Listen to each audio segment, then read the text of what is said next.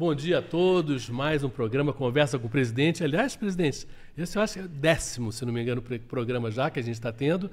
E um programa que eu diria que é nota 10 pelo que aconteceu essa última semana, porque você deve estar cansado, porque foi a semana da Cúpula da Amazônia, uma viagem longa pela Amazônia toda, depois o anúncio do PAC na sexta-feira, e muita coisa deve ter sido assim uma mistura de cansaço físico, também com um certo cansaço de tanta coisa que foi, de certa maneira, resolvida, lançada, apresentada para o povo de uma maneira geral. Vamos voltar na Cúpula da Amazônia, porque o último programa que a gente fez foi lá, em Belém, mas a coisa estava começando, foi terça de manhã e o programa, o encontro dos presidentes foi ao longo de toda a terça-feira e quarta também. Para o senhor, qual foi o saldo, assim, o que você achou mais interessante, mais positivo? Bom dia, Uchoa.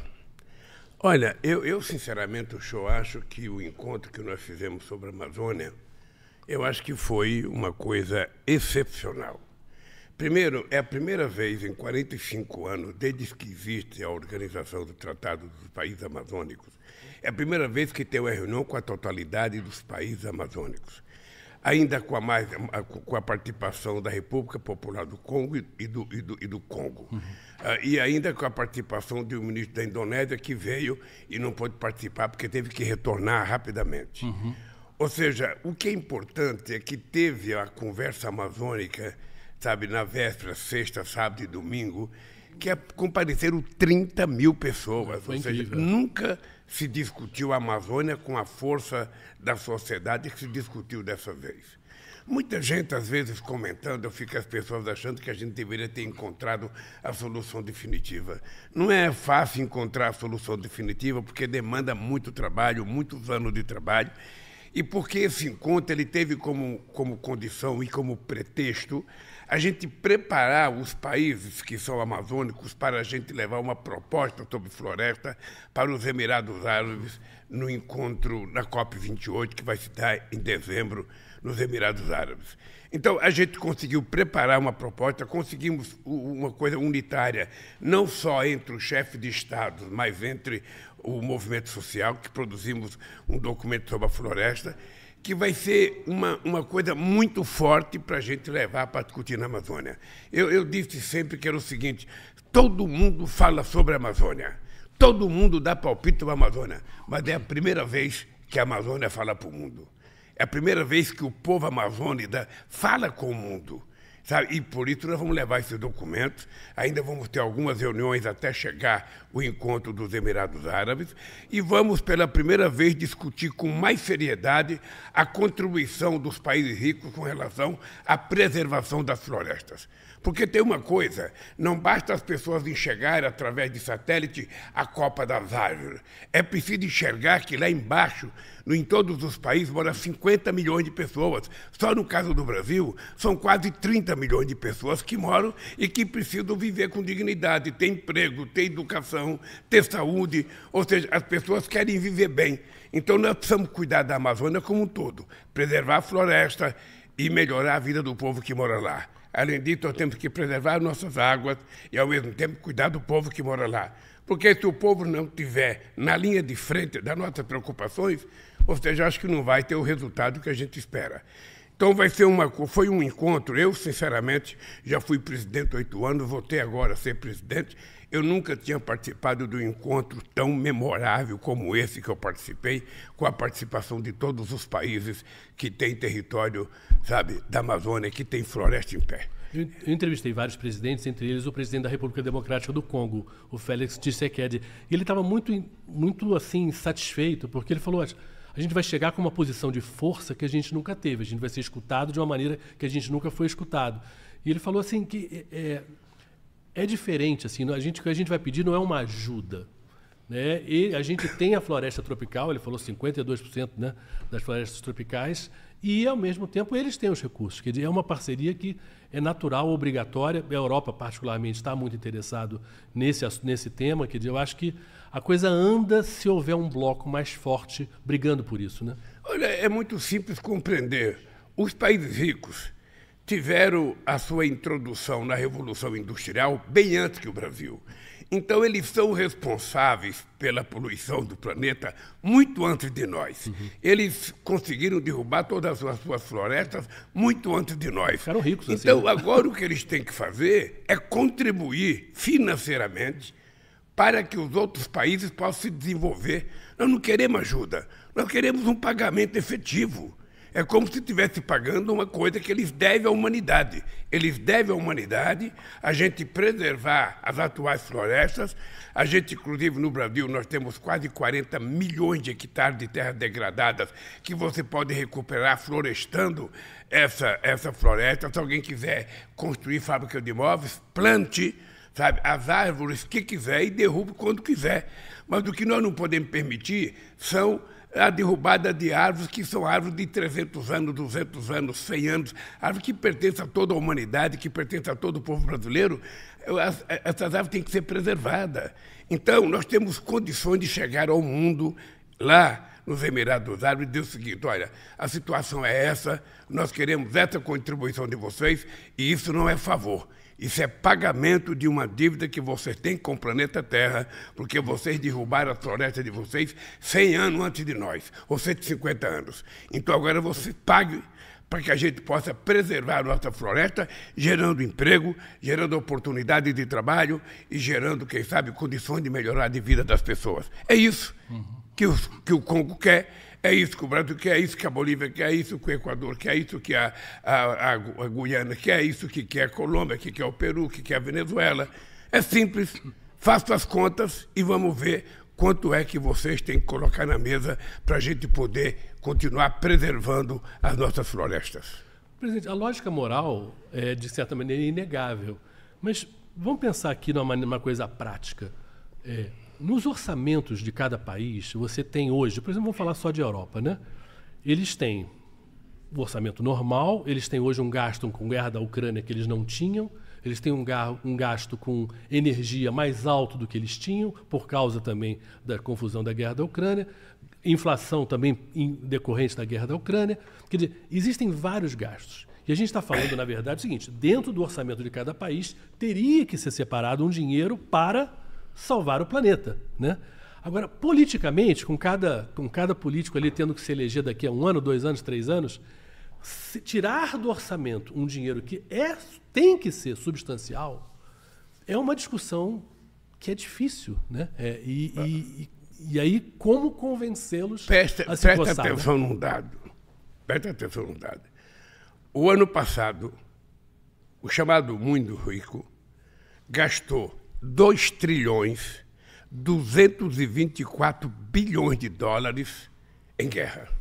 Vou repetir: 2 trilhões 224 bilhões em guerra. De dólares. De dólares. Veja, qual é a diferença? A diferença é que nós aqui no Brasil não queremos gastar com guerra. Nós queremos gastar com investimento nas coisas que vão gerar melhoria da qualidade de vida das pessoas. O nosso PAC, ele prevê investimentos público e privado de 1 trilhão e 700 bilhões de reais. Bem aquilo que eles gastaram com a guerra. Sim, mas só em energia, só na transição energética, nós vamos gastar o equivalente a 540 bilhões de reais. Investimento para produzir eólica, para produzir solar, para produzir biomassa, para produzir biodiesel, para produzir etanol, para produzir coisas que possam significar que a gente vai ter uma indústria verde. O que é uma indústria verde? É uma indústria que é tocada a energia elétrica, que não depende de petróleo, que não depende de carvão, que não depende de coisa poluente, que depende de coisa limpa. Esse é o valor que a gente quer levar para discutir com eles. Ou seja, nós estamos investindo muito na perspectiva de construir esse país aqui, o chamado país verde. Um país que tem quase que 90% da sua energia limpa. Só para você ter ideia, hoje, no quadro de hoje, a gente tem 87% da nossa energia elétrica limpa. O mundo tem 27%. Quando coloca todo o combustível, inclusive gasolina e tudo, o Brasil tem 50% de energia limpa e eles têm 15% só. Então o Brasil tem autoridade moral para discutir com essa gente em pé de igualdade e dizer o seguinte: olha, nós não estamos precisando de favor. Nós estamos precisando que vocês tenham uma nova visão sobre a contribuição que vocês têm que fazer como pagamento daquilo que vocês já fizeram ao planeta. Porque também a República Popular do Congo, e o Congo, a Indonésia, o Brasil, a Venezuela, todos os países têm o direito de se desenvolver. Todos nós queremos ter um padrão de vida do povo alemão. Claro. Todos nós queremos ter um padrão de vida do povo francês. Todos nós queremos ter um padrão de vida do povo sueco. Olha, mas nós não temos. Nós não temos porque nós não crescemos economicamente e quando se cresceu nesse país, a gente não distribuiu corretamente. Só veio distribuir corretamente quando nós tomamos a presidência em 2003, que nós conseguimos tirar 36 milhões da miséria absoluta e levar 40 milhões de pessoas a um padrão de classe média baixa, a um padrão de consumo de classe média. Mas tudo isso acabou. Depois do golpe na Dilma e depois dos 4 anos do ex-presidente da República, tudo isso acabou. Então, nós tivemos que demorar 6 meses para recompor todas as nossas políticas de inclusão social, todas elas, e agora nós anunciamos o que vai acontecer nos próximos anos. Nos próximos anos é mãos à obra, é trabalho, porque nós queremos cumprir as metas que nós estabelecemos no PAC. Nós queremos investimento do governo, do Orçamento Geral da União, nós queremos investimento de financiamento dos bancos públicos brasileiros, nós queremos construir PPP para que os empresários possam participar ativamente, sabe, da reconstrução desse país. Nós queremos fazer as rodovias, as ferrovias, que precisam ser feitos nesse país, que precisa ser feito, sabe? E vai precisar de muito dinheiro. Então, o que nós queremos é baixar o custo do Brasil, melhorando as condições de infraestrutura para todo o território nacional. Por isso que nós começamos a fazer uma coisa que é nova. Enquanto o governo anterior brigava com o governador, nós convidamos todos os governadores do Brasil, os 27, a apresentarem proposta. Todos apresentaram proposta. Nos primeiros dias aqui em Brasília, não foi aquela reunião? Todos apresentaram proposta, sabe, apresentaram mais que 3 que eu tinha pedido, nós selecionamos algumas, fomos conversar com todo mundo e agora o companheiro Rui Costa, como chefe da Casa Civil, vai viajar o Brasil, apresentando o PAC em cada estado e discutindo com as pessoas do estado o PAC, inclusive com os governadores. Se algum governador não quiser discutir, paciência, nós vamos discutir com o povo, porque é muita coisa que nós estamos colocando de investimento para os próximos 4 anos. O PAC, e aí vamos pular então, porque foi sexta-feira no Teatro Municipal, vários ministros falaram, foi uma apresentação. O que... Claro que essa preparação vem desde lá de trás, essa ideia vem desde lá de trás, essa reunião com os governadores aqui em Brasília. E ao longo desses meses aí, essa construção toda tinha, obviamente, muito a ver com dinheiro, né? Tem verba para isso? Não tem? De onde você vai tirar? O Mercadante falou um pouco disso, do papel dos bancos públicos. Foi do tamanho que o senhor queria? Foi mais do que o senhor imaginava? Foi o que dá? Claro que sempre você quer fazer mais, lógico. Mas assim, está satisfeito em relação aos PACs passados, por exemplo? Eu estou satisfeito. Eu estou satisfeito porque nós pegamos o país numa situação difícil. Você está lembrado que para a gente começar a governar, precisou aprovar uma PEC no Congresso Nacional, 2 meses antes de eu tomar posse, para que a gente pudesse ter dinheiro para governar. Mas eu vou dar um exemplo das coisas como acontece. No governo passado, em 4 anos, eles investiram 21 bilhões de reais em infraestrutura, em 4 anos. 5 por ano.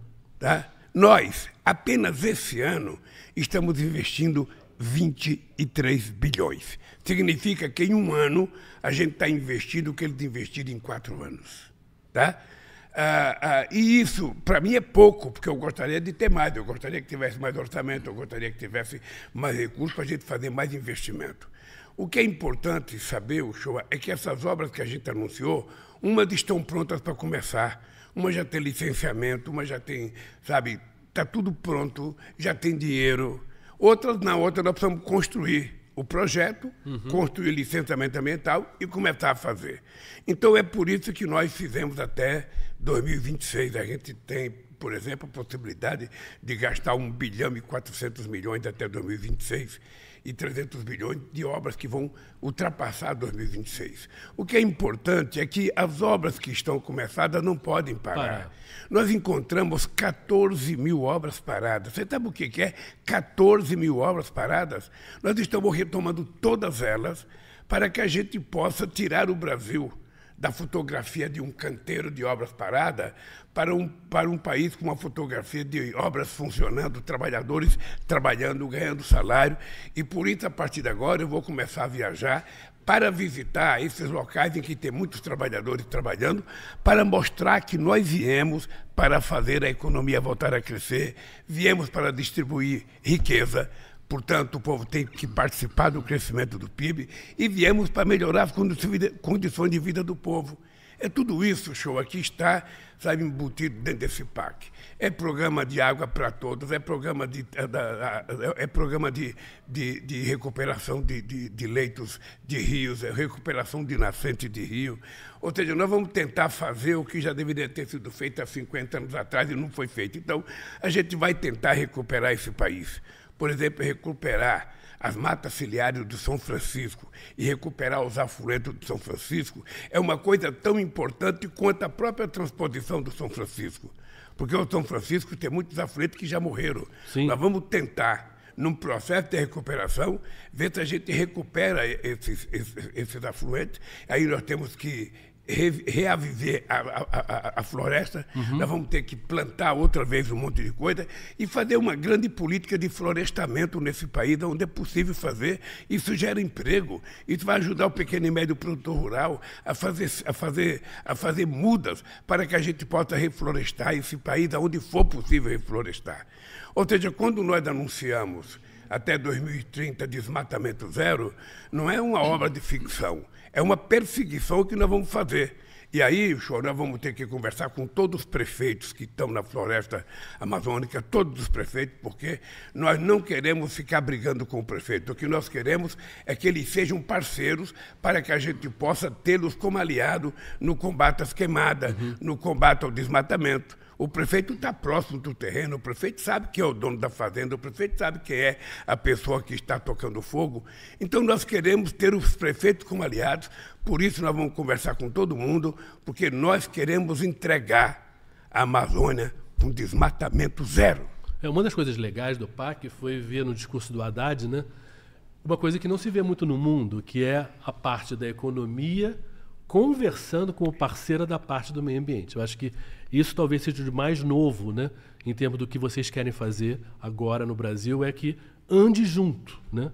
Meio ambiente o tempo todo com economia, onde antes se via economia como uma coisa, o meio ambiente atrapalha a economia. E aqui é o contrário. Né? Eu acho que o que foi importante na fala do Haddad é que, pela primeira vez, a questão da transição ecológica foi tratada como uma questão de investimento, como uma questão de possibilidade de crescimento do país, como uma coisa capaz de trazer recursos do exterior para fazer investimento no Brasil. Não foi um discurso de que via a transição ecológica, a transição climática, a transição energética como gasto. Sim. Ou seja, o Haddad mostrou para nós que é possível, através de uma transição ecológica forte, de uma transição energética e climática muito forte, a gente pode trazer dinheiro de fora para investimento aqui no Brasil, e essa é a vontade de muita gente, tanto na CELAC, quando eu participei, dos países europeus, quanto países como a Arábia Saudita ou como os Emirados Árabes, querem fazer a mesma coisa. Eu espero que os Estados Unidos também esteja embutido nessa ideia de que ele pode fazer investimentos aqui para que a transição energética brasileira seja real, e de outros países, não apenas para o Brasil, porque é preciso que todos cresçam juntos, é preciso que todos recebam os recursos necessários para que a gente possa cuidar da nossa floresta. Não adianta o Brasil cuidar da dele e o outro país deixar de destruir.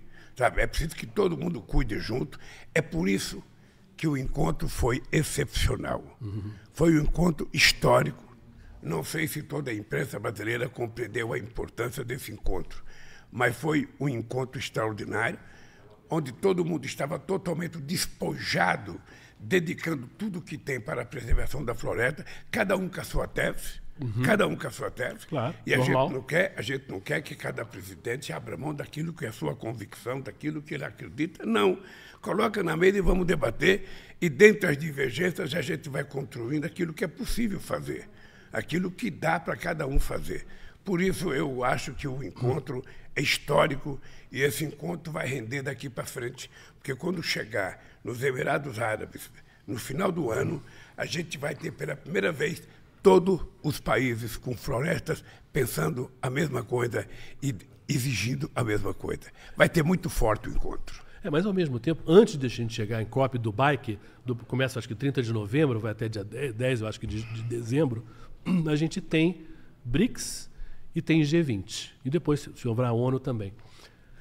São reuniões muito grandes também e muito importantes com, digamos assim, briga de cachorro grande. Né? Estamos falando aí dos países mais ricos do mundo e muito relevantes politicamente. Onde é que o senhor vê mais aliados e onde o senhor vê mais quem você tem que convencer? Vamos falar de BRICS, por exemplo. Pequim, agora, ficaram 5 dias de dilúvio em Pequim. Eu não sei qual é a posição do Xi Jinping em relação ao meio ambiente, eu acho que ele já está meio atento a isso, mas eu acho que ele talvez tenha acordado pela chuva que caiu da cabeça dele. Aí você pega o Putin, você pega o Modi lá da Índia, o Ramaphosa lá da África do Sul. Você acha que também são líderes sensíveis ao tema? Eu acho que todo mundo está sensível. É porque tem uma coisa real que ultrapassa as convicções pessoais de cada presidente. Ou seja, a verdade nua e crua, é que mudou o planeta. Está chovendo demais onde não chovia e está fazendo seca demais onde chovia muito. Ou seja, você tem furacão onde nunca teve. O Havaí está pegando fogo, quase 100 mortes no Havaí. Nos Estados Unidos, ontem à noite, eu fiquei sabendo, já tinha morrido 93 pessoas e tinha milhares de casas já perdidas. É o maior incêndio do século nos Estados Unidos. Então, está acontecendo incêndio em todo mundo. Por quê? Porque o planeta está ficando mais quente. Isso já é visível, todo mundo sabe disso. Então, agora, se nós temos chance de parar e mudar para melhorar e retroceder, recuperar a temperatura normal do planeta Terra, vamos fazer. Todo mundo está com essa consciência. Eu acho que o Xi Jinping está com essa consciência, acho que o presidente da Índia está com essa consciência, acho que o Biden está com essa consciência. Eu acho que todo mundo tem essa consciência. O problema é o seguinte, é que alguns têm que ceder mais do que outros. Sim. Porque alguns conseguiram destruir, conseguiram poluir há muito mais tempo. Por exemplo, quem participou da Revolução Industrial poluiu o planeta há 200 anos. Então essa gente tem que pagar um pouco mais. Agora, nós temos que convencê-los disso. E nós temos que ser muito duros, porque nós temos o instrumento correto para fazer pressão, que é manter a nossa floresta em pé. Mas, além disso, nós temos outros problemas econômicos para discutir. Por exemplo, nos BRICS, nós vamos discutir a questão da desigualdade, sabe? Nós temos que discutir a questão da paz. Não é possível que a gente não discuta, ou seja, não é possível que não haja um momento em que a Rússia e a Ucrânia sentem para conversar e parem de se matar. Ou seja, uma guerra que só destrói aquilo que demorou anos para ser construído. Então é preciso encontrar um caminho. Qual é o ponto, qual é o denominador comum para a gente poder parar essa guerra? Possivelmente só os dois tenham. E quando os dois tiverem a humildade e quiserem conversar, vai se encontrar uma solução. Por enquanto, os dois acham que vão ganhar a guerra. A outra coisa que nós temos que discutir é a questão da desigualdade. Eu citei agora há pouco o gasto de 2 trilhões, 224 bilhões de dólares com armamento. Esse dinheiro poderia estar servindo para gerar emprego, para plantar produtos agrícolas, para matar a fome de 735 milhões de pessoas que, segundo a FAO, passam fome todo dia.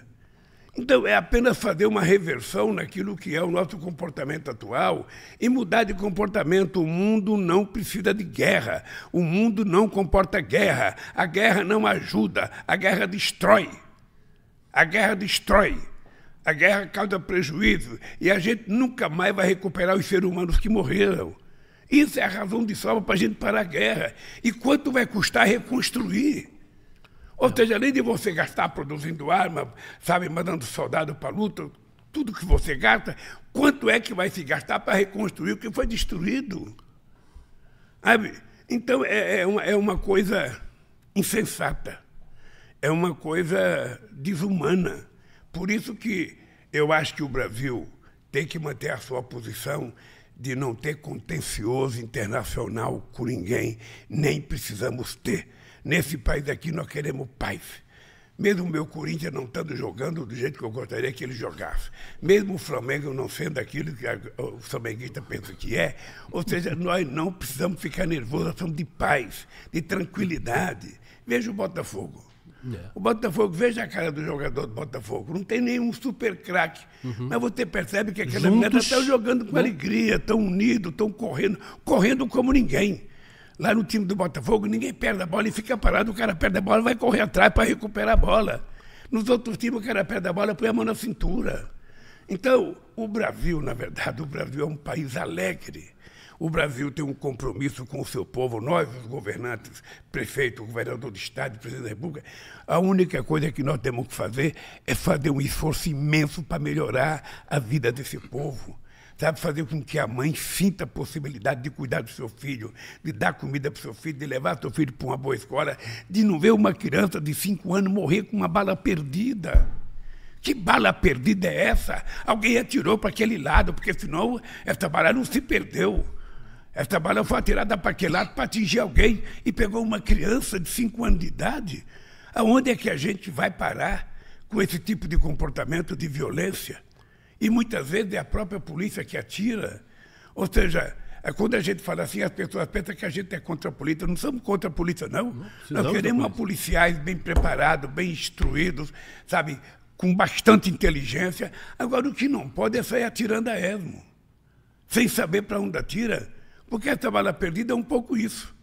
Eu atirei em alguém e matei outra pessoa. Que brincadeira é essa? Então, esse país não precisa disso. Se tem um país que pode ter paz, somos nós. Sabe? Porque nós temos condições de sermos um país maior, melhor, e o povo viver com muito mais dignidade. Eu acredito nisso, trabalho para isso, e é por isso que eu queria, sabe, conversar. Eu vou agora para a posse do presidente do Uruguai, hoje à noite, do Paraguai. Hoje à noite eu vou na posse do companheiro, sabe, presidente do Paraguai. Depois eu vou para a África do Sul participar do G20. Depois eu vou para a Índia participar... Não, BRICS. Na África do Sul vou participar do BRICS. E na Índia vou participar do G20. Depois tem a Ouro, em que possivelmente o Biden e eu vamos lançar um outro programa de geração de emprego. E depois nós temos, sabe, já em fevereiro, uma reunião com os países africanos, a União Africana, que possivelmente eles vão me convidar para ir, que é uma reunião com 54 países. É muito importante o Brasil participar. Então, nós precisamos cuidar de uma boa relação externa, nós precisamos cuidar de uma boa política interna, nós precisamos negociar, sabe, com os partidos políticos, com o movimento sindical, com o movimento social, para que a gente possa ter consciência de que a democracia se faz com todo mundo dando palpite, com todo mundo dando sugestão, embora você possa não concordar com a sugestão. Isso faz parte da democracia. Você não concordar comigo faz parte da democracia. Democracia é isso, né? Poder com discordar, né? Eu dizia na campanha da Dilma, eu dizia sempre o seguinte: a democracia, ela não é um pacto de silêncio, um pacto em que ninguém pode falar nada. A democracia não é o pensamento único, só tem um lado. Não. A democracia é uma sociedade viva, uma sociedade alerta, uma sociedade que reivindica, uma sociedade que briga, uma sociedade que luta, uma sociedade que cobra, uma juventude que pede mais e cada vez pede mais, porque precisa ter cada vez mais para a gente poder construir o futuro desse país. É isso que é democracia. É isso que é democracia, gente. E o Brasil é especialista nisso. Por isso é que nós derrubamos o golpe do dia 8 de janeiro, a tentativa frustrada, sabe, dos golpistas desse país. Agora está aparecendo o tipo de gente que é. Agora começa a aparecer o tipo de gente que nós derrotamos. E eu espero que o povo brasileiro tenha consciência, sabe do quê? O show, que o povo brasileiro tenha consciência que quanto mais forte for a democracia, quanto mais viva tiver a sociedade, quanto mais forte for o movimento sindical, o movimento estudantil, quanto mais se reivindicar os cientistas brasileiros, quanto mais reivindicar os artistas brasileiros, mais forte a nossa democracia será. É esse Brasil que eu quero. Eu não quero um Brasil silencioso, eu quero um Brasil forte, um Brasil rugindo com muita força por democracia, por melhorar a condição de vida. É isso que é o Brasil que eu quero, porque eu nasci na política assim. E eu quero deixar a política assim, o povo muito, muito, muito vivo. Eu diria aquilo, a frase que o Celso Amorim fala sempre, eu quero o povo ativo e altivo, para que a gente possa consolidar o processo democrático nesse país. Por isso nós lançamos o PAC, por isso nós fizemos o encontro dos 8 países amazônicos, sabe, dia 7, dia 8 e dia 9 em Belém. Por isso a COP de 2025 vai ser em Belém, que vai ser o maior evento climático do planeta Terra, porque vai ser a primeira vez que o mundo vai adentrar na Amazônia. Gostou de adentrar? Gostei. Então vai adentrar na Amazônia. Sabe? E tem espaço para isso. Aí as pessoas vão ver o que é a picada de um carapanã. Sabe? Aí as pessoas vão saber o que vive o povo amazônida. Então, cara, é isso. É isso que nós estamos construindo. Eu estou muito feliz com o lançamento do PAC. A exposição do companheiro Rui Costa foi impecável. Impecável, ou seja, mostrou claramente a que viemos, o que queremos e o que vamos fazer nesse país. Presidente, uma última coisa. O senhor, na apresentação do PAC, teve um momento em que o senhor falou sobre essa coisa da paz na política, né? No momento o senhor falou da relação com Arthur Lira, da importância da harmonia, né, entre os poderes, ali da importância para o executivo do legislativo e do fato normal de ter opiniões diversas, mas ter que caminhar numa direção só, digamos assim, a gente ser um pouco mais Botafogo nessa hora. Todo mundo correndo junto, né? Deixa eu te contar uma coisa, Shoa. Eu sempre achei que a vaia e o aplauso fazem parte do mesmo dicionário. O povo pode gostar e aplaudir, o povo pode gostar, não gostar e vaiar. Acontece que ali era uma festa convocada pelo governo. Ninguém estava ali de graça, o governo convocou as pessoas. Se o governo convocou as pessoas, o governo espera que os convidados outros respeitem as pessoas que foram convidadas. Tá? As pessoas têm que compreender que política você faz assim. O ideal seria que você ganhasse as eleições com um partido sozinho, como o PMDB fez em 2006. O PMDB ganhou a maioria da Constituinte, a maioria dos governadores. O PMDB tinha 23 governadores, tinha 306 constituintes, e o companheiro Sarney teve muita dificuldade de governar com a maioria do PMDB. 86. Então, veja, o ideal seria que você tivesse assim, sabe, um partido único ganhasse tudo. Aí é fácil, né? Isso seria muito fácil. Outra coisa seria que um grupo de aliados ganhasse e tivesse maioria. Mas o dado concreto é que o PT tem 70 votos. A esquerda tem 136 votos. Para você aprovar alguma coisa, você vai ter que ter 257 votos. Significa que você precisa conversar. Você conversa com quem? Tem gente que fala, vai para a rua, vai para a rua. Vai para a rua fazer o quê? Você tem que conversar com quem tem voto. Você tem que conversar com quem tem voto. Quem é que vai votar? Quem é que vai, sabe, digitar o número lá? São os partidos políticos que ganharam. Lamentavelmente, e eu não sei se graças a Deus é assim, mas, lamentavelmente, o nosso partido não teve a maioria que a gente sonhava ter. Então você precisa conversar com outras forças políticas. E conversar com o Lira é uma obrigação minha, ele é presidente da Câmara. Os deputados não são obrigados, eu vou repetir, os deputados não são obrigados a acatar uma medida provisória que o governo manda, ou um projeto de lei, sem mudar nada. Muitas vezes, dentro da bancada do PT, eles querem mudar. Então é normal que os deputados não sejam obrigados a concordar com o governo e queiram mudança. Aí você discuta a mudança. É assim que se faz política, é assim que se faz democracia. Então, eu disse naquele encontro lá, o Lira precisa menos de mim do que eu dele. O Lira não manda projeto para mim.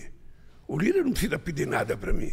Eu é que tenho que mandar o projeto de lei que os ministros acham que é importante para a nossa governança e chega lá, tem que ser aprovado.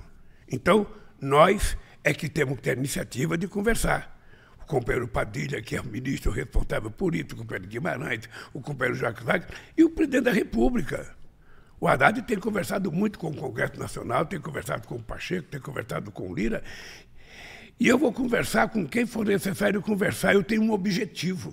O meu objetivo é dia 31 de dezembro de 2026, que cada brasileiro esteja tomando café, almoçando e jantando, que a maioria desse povo esteja trabalhando, que as pessoas estejam estudando numa escola de qualidade, que a escola de tempo integral dê certo e seja um sucesso para evitar que uma criança seja vítima de uma bala perdida. É esse país que eu quero construir, mas não sou eu sozinho que vou construir, Uchoa. A sociedade tem que querer. Aquelas pessoas que têm um demôniozinho dentro, que estão radicalizando, xingando gente, ofendendo gente, desejando morte a pessoas, essas pessoas têm que ser banidas da política, sabe? Tem que ficar no ostracismo. Essas pessoas não são saudáveis da democracia. Eles têm que aprender, de forma civilizada, a conversar com pessoas que pensam diferente dele. As pessoas no elevador não falam mais bom dia um para o outro, cada um entra de cara fechada, achando que o elevador é seu. As pessoas saem na rua com um carro, tem um carro na frente, já fica nervosa e fica azeda. A pessoa entra num restaurante, já tem um lugar sentado numa mesa, ele acha que aquela mesa era dele. Vamos parar com essa estupidez. Nós precisamos voltar a viver alegre e feliz. É preciso acabar com a briga da família. Eu sei de muitas famílias que o pai não conversa com o filho por causa de divergência, que a mãe não conversa com a nora. Vamos parar com essa ignorância e vamos conversar. Não leve política para a mesa onde você está comendo. Não leve política quando sair para conversar com um amigo, que você quer tomar uma cerveja, discutir bobagem. Não precisa discutir política, discuta outras coisas, discuta futebol, discuta o que você quiser. Não leve. Eu e o meu irmão Frechico tínhamos pensamento político diferente. A gente nunca discutiu política dentro de casa quando a gente via minha mãe. Sim. Não tinha política. Porque você não pode transformar o núcleo familiar, que é a parte primeira de uma sociedade, num espaço de guerra. Está cheio de primo que não conversa mais com primo. Está cheio de tio que não conversa com sobrinho. Que estupidez é essa? Que estupidez é essa? E a gente não era assim, né? Não era assim, o Brasil não era assim. O Brasil não era assim. Depois que apareceu alguém querendo armar o povo brasileiro, quem é que quer comprar arma? É o crime organizado e algumas pessoas que não querem fazer bem para ninguém. Eu não quero ter arma dedicada para fazer bem. Se eu tiver brincada, é para me livrar de alguém. Tem gente que gosta de sair armado, mostrando que é poderoso. Não. Não é verdade. Você é um covarde. Quem anda armado é um covarde. Tem medo. Se você não tiver medo e você for do bem, você não tem que andar armado. Sabe? Se alguém lhe ofender, sabe, não precisa lhe ofender. Quando um cachorro late para a gente não late para o cachorro. Sim, sabe? Então é preciso apenas a gente reaprender a viver democraticamente de forma feliz, alegre. Eu não quero saber, sabe, de que time o cara é, de que igreja ele frequenta, qual é o pastor dele, qual é o padre dele. Eu não quero saber, isso é problema da pessoa. Eu quero saber que eu tenho que respeitar ele, mesmo pensando diferente, e ele me respeitar. É assim que tem que ser no Congresso Nacional, é assim que tem que ser entre os partidos políticos, é assim que tem que ser na sociedade como um todo. Como um todo. Ou seja, nós não podemos utilizar os meios de comunicação para transmitir ódio. Eu estou falando aqui com um grupo de pessoas, eu só posso pedir para vocês, quanto mais paz a gente tiver na rua, mais paz a gente tem dentro de casa. É isso que é importante. Porque essa violência na rua, muitas vezes, ela reflete dentro de casa. Sim. Tem aumentado muito a violência contra as mulheres. Muito. E dentro de casa. E tem aumentado muito o assédio de pessoas sem escrúpulo, sabe, que acham que pode ficar falando gracinha para as mulheres da rua. Então, pelo amor de Deus, nós temos que construir uma nova sociedade. E uma nova sociedade a gente constrói tendo um comportamento novo. Um comportamento respeitoso. Um comportamento educado. Aí sim, nós vamos ser um grande país. Uma última pergunta, presidente. Você está viajando hoje, né, para o Paraguai, né, para a posse do presidente lá, o Santiago Peña, e é uma relação de vizinhança, né? Quer dizer, com os países, como o senhor fala, é uma relação institucional, independentemente de gostar de A ou B ou C, é muito importante, é nosso vizinho, é Itaipu, é soja, é o país que tem mais brasileiro na América do Sul morando fora do Brasil, é no Paraguai. É uma viagem importante também, né? Olha, é importante porque, primeiro, é um novo presidente, é um jovem que tem, me parece, a cabeça muito inteligente, é um jovem que tem preocupação na relação com o Brasil E o Paraguai, para nós, o Brasil tem que entender o Paraguai assim. O Brasil precisa crescer, mas os seus vizinhos precisam crescer. O Brasil precisa criar oportunidades para que os países vizinhos possam crescer. Quando nós resolvemos fazer uma linha de transmissão de Foz do Iguaçu, de Itaipu, para Assunção, de 500 megawatts, ou seja, por que nós fizemos essa ligação? Porque faltava luz todo dia em Assunção e a gente ficava aqui pensando como é que pode um país ter metade de Itaipu e ainda faltar energia. Então, quando a gente levou energia, o objetivo era, efetivamente, que empresas brasileiras também fossem produzir no Paraguai para gerar emprego, para criar oportunidade de trabalho para aquela gente. Eles merecem tanto quanto nós. Sabe? Então, um país vizinho que nós queremos ter paz. Aliás, o último conflito do Brasil foi a Guerra do Paraguai, que nós nunca mais queremos repetir. Agora, a nossa guerra é de paz, é trabalhar junto, é ter investimento nos dois países, é construir as coisas que sejam positivas para nós. Acabar com a segunda ponte que falta do lado brasileiro resolver e fazer com que o Paraguai seja um parceiro privilegiado na relação com o Brasil. Obrigado, presidente. Boa viagem. E a gente vai se ver na semana que vem. Aliás, na semana que vem o programa vai ser já da África do Sul, lá do BRICS, de Joanesburgo. Enfim, grande semana para o senhor. Obrigado a você, e obrigado aos nossos ouvintes, sabe, que tem que saber que nós estamos trabalhando muito para esse país melhorar. Eu às vezes, parece que estou cansado, mas quando surge uma proposta de trabalho, eu tenho que viajar ainda todo o Brasil mais uma vez. Eu tenho que visitar o Piauí, que eu estou prometendo, eu tenho que visitar Rio Grande do Norte, sabe? Mais uma vez, eu tenho que visitar o Maranhão, tenho que visitar Santa Catarina, Rio Grande do Sul eu já fui, tenho que visitar o Paraná, tenho que visitar os países do Centro-Oeste, que eu ainda não fui. Então eu quero visitar todos, quero visitar os governadores, quero conversar com os políticos, quero conversar com os sindicalistas, quero conversar com os empresários, quero conversar com o movimento social. Sabe? Só não conversa comigo quem não quiser.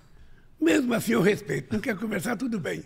Mas eu vou me dispor para conversar com todo mundo, porque esse país está precisando ser reconstruído do ponto de vista, sabe, do seu comportamento, da sua relação entre homens e mulheres, entre homens e entre a classe política. Um abraço, show, boa sorte. Obrigado. E até o próximo programa que já será feito de Joanesburgo, Valeu. África do Sul.